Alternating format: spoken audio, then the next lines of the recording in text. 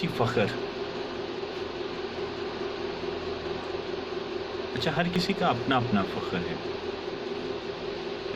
ایک مزدور بڑی کمٹمنٹ سے کام کرتا ہے نا، تو ایک دن میں نے ایک مزدور کو سنا، وہ کہہ رہا تھا مستری کو کہ مجھے اپنے کام پہ بڑا فخر ہے کہ میں بڑی دل سے کام کرتا ہوں۔ مستری کہہ رہا تھا مجھے بھی فخر ہے اپنے کام سے کہ میں اپنا کام جانتا ہوں، مجھے سیدھی انٹی لگانا آتی ہے، مجھے اپنا کام ٹھیک کرنا آتا ہے۔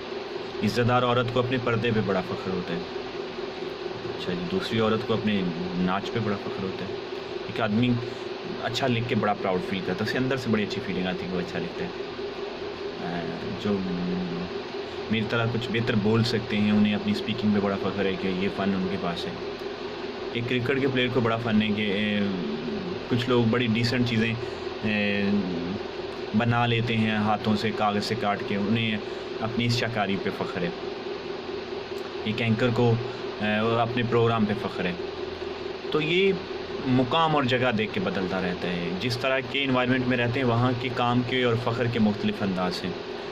امام مسجد کو فخر ہے کہ وہ لوگوں کو مسائل کے دین کے مسائل کے حل بتاتا ہے، ایک آدمی کو فخر ہے کہ وہ قرآن پاک اچھا پڑھتا ہے، دوسرے کو پراؤڈ ہے کہ وہ نعت بڑی اچھی پڑھتا ہے۔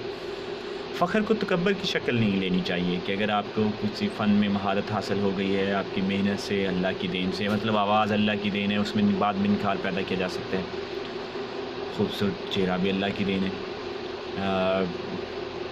کئی لوگوں کی آواز میں وہ کڑک، وہ موٹائی، وہ دمخم نہیں ہوتا، تو فخر کرنا چاہیے، اس میں کوئی بری بات نہیں ہے کہ جچنے والے کو، فن والے کو اپنے فن پہ فخر ہونا چاہیے، لیکن تکبر نہیں کرنا چاہیے۔ تکبر تو بربادی ہے فن کی۔